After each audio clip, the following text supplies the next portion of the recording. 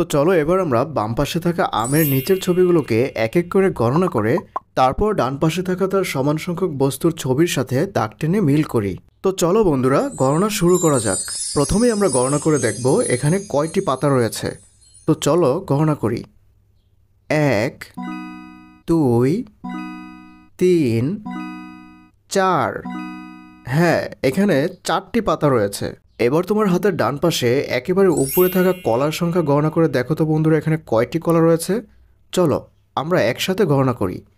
1 2 3 4। হ্যাঁ, এখানেও 4টি কলা রয়েছে। তাহলে বাম পাশে থাকা 4টি পাতা এবং ডান পাশে থাকা 4টি কলা তাদের সংখ্যা সমান হওয়ার কারণে আমরা তাদেরকে দাগ টেনে মিল করে দিব। এই তো হয়ে গেল দাগ টেনে মিল করা। কত মজার, তাই না বলো বন্ধুরা?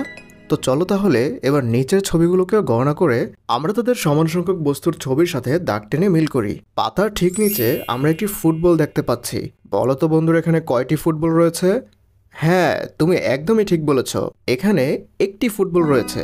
এবার তোমার হাতের ডান পাশে লক্ষ্য করে দেখো তো কোথায় একটি বস্তু দেওয়া রয়েছে। তুমি যদি ভালোভাবে লক্ষ্য করো একেবারে নিচে একটি কাঁঠালের ছবি দেওয়া রয়েছে। তাহলে চলো আমরা ফুটবলের ছবির সাথে কাঁঠালের ছবিকে দাগ টেনে মিল করিয়ে দিই। ফুটবলের নিচের ছবিতে লাঠিমের ছবি দেওয়া রয়েছে। তাহলে চলো আমরা একসাথে গণনা করে দেখি এখানে কয়টি লাঠিম রয়েছে। 1 2 3। হ্যাঁ, এখানে 3টি লাঠিম রয়েছে। তাহলে চলো এবার দেখি ডান পাশে কোথায় 3টি বস্তু দেওয়া রয়েছে। তুমি যদি লক্ষ্য করো কলার ঠিক নিচে গোলাপ ফুলের ছবি দেওয়া রয়েছে। তাহলে চলো আমরা গণনা করে দেখি এখানে কয়টি গোলাপ ফুল রয়েছে। 1 2 3। এখানেও 3টি ফুল রয়েছে। তাহলে বলো তো বন্ধুরা এখন আমরা কি করব? হ্যাঁ, ঠিক বলেছ, লাঠিমের ছবির সাথে আমরা এখন গোলাপ ফুলের ছবিকে দাগ টেনে মিল করিয়ে দিব। এবার লাঠিমের ছবির নিচে দেখো আপেলের ছবি দেওয়া রয়েছে। চলো আমরা গণনা করে বের করি এখানে কয়টি আপেল রয়েছে। 1 2 3 4 5। হ্যাঁ বন্ধুরা, এখানে 5টি আপেলের ছবি দেওয়া রয়েছে।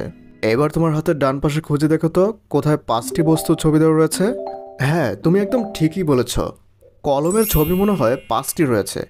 তাহলে চলো আমরা গণনা করে দেখি এখানে 5টি কলম আছে কিনা। 1 2 3 4 5। হ্যাঁ বন্ধুরা, এখানে 5টি কলম রয়েছে। তাহলে আমরা এখন কি করব?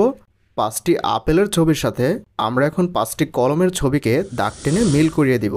ব্যাস, এই তো হয়ে গেল দাগ টেনে মিল করার কাজ। এর সাথে সাথে আমরা কিন্তু গণনা করাটাও শিখে ফেলেছি বন্ধুরা।